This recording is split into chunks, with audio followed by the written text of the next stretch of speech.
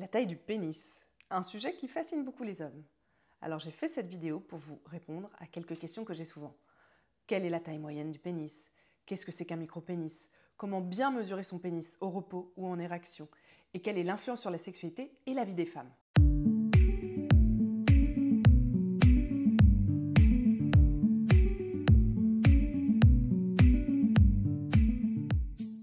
Première question, quelle est la taille moyenne du pénis?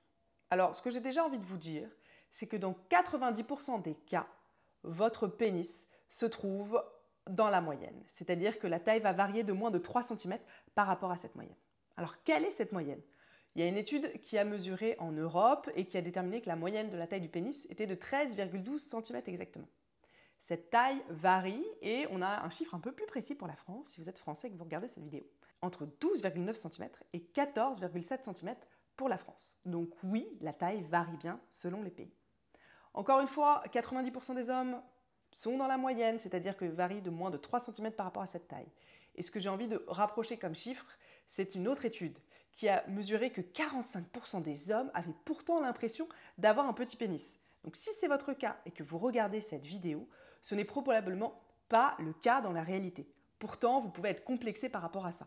C'est un motif par exemple de consultation où j'accompagne des gens sur ce point-là. C'est une malformation de la perception que vous avez de votre corps ou un complexe qui se met en place. Cela étant dit, comment on peut mesurer son pénis maintenant? Alors vous en doutez, la façon dont on mesure le pénis va influencer la taille.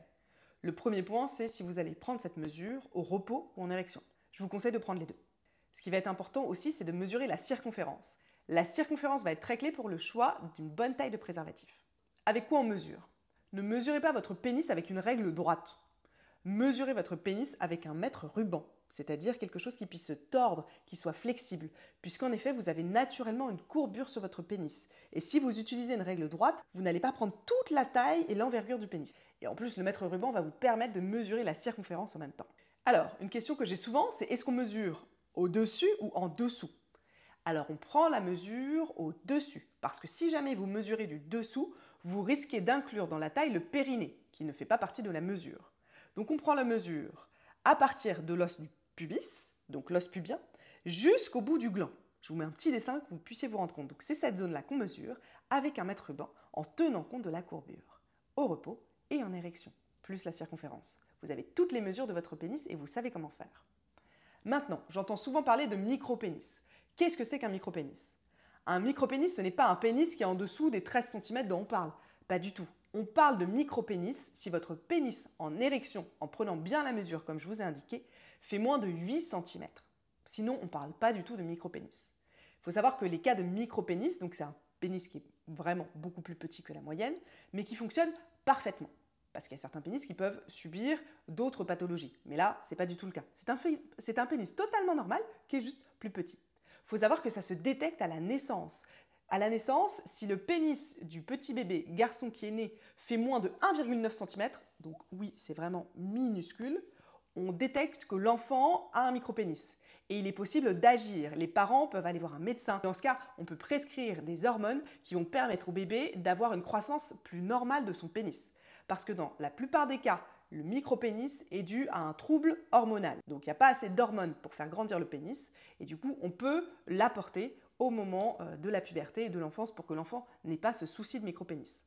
Si jamais vous avez un micro-pénis, c'est pas grave parce que vous avez un pénis qui fonctionne parfaitement. Vous pouvez avoir du plaisir, avoir de très belles érections et tous les troubles de la sexualité ou les troubles d'érection, d'éjaculation, l'impuissance de panne ne sont pas du tout liés à ça. Et il y a plein de façons de donner du plaisir, même quand on a un micro-pénis.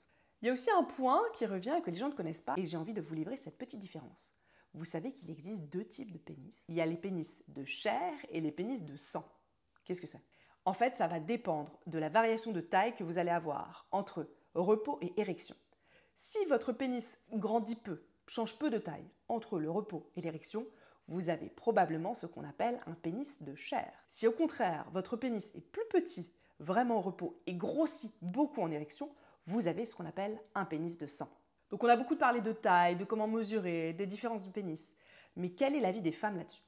Il faut savoir que la plupart des femmes sont satisfaites de la taille du sexe de leur partenaire. Donc même si vous, et que vous êtes un homme, vous regardez cette vidéo, vous vous préoccupez sur ça, et que vous êtes en couple, probablement que votre femme, que votre compagne n'en a rien à faire. Puisque selon une étude de Durex, dans 85% des cas, la femme est totalement satisfaite de la taille du pénis de son partenaire. Maintenant, on va parler rapidement de l'influence sur la sexualité. J'ai fait une vidéo plus poussée dans le cas où vous avez un pénis inférieur à la moyenne et dans le cas où vous avez un pénis supérieur à la moyenne. Puisque dans ce cas, il y a des petites astuces et des modalités à connaître. Si vous êtes totalement dans la norme, sachez que dans tous les cas, il y a peu d'influence de la taille de la verge ou même de la circonférence sur la sexualité. Puisqu'il y a plein de façons de faire l'amour. Vous pouvez avoir une sexualité déjà sans pénétration, ça existe. Il y a la sexualité, le sexe oral, la fellation, le cuni. Il y a plein de jeux différents, érotiques et sexuels, que vous pouvez imaginer. Donc, en fait, la taille du pénis, concrètement, on s'en fiche un peu. Il vaut mieux apprendre à utiliser ses doigts, sa langue et tout son corps pour donner du plaisir. Comme ça, le pénis est un plus dans tout l'attirail de ce que vous savez faire avec tout votre corps. Et puis, je rappelle que la sexualité, ce qui compte et ce qui transforme l'expérience, c'est la connexion, c'est le faire en conscience, c'est d'être connecté et d'être là dans l'expérience avec votre partenaire. Et franchement, c'est ça qui va tout changer. Beaucoup plus qu'une notion de performance et de taille. Pas du tout. La connexion, le lien. Voilà, si cette vidéo vous a plu, n'hésitez pas à vous abonner à la chaîne YouTube. Vous pouvez regarder les autres vidéos également sur le sujet. Si vous souhaitez faire une consultation avec moi, vous avez mon site web qui s'affiche et vous pouvez réserver seul ou en couple.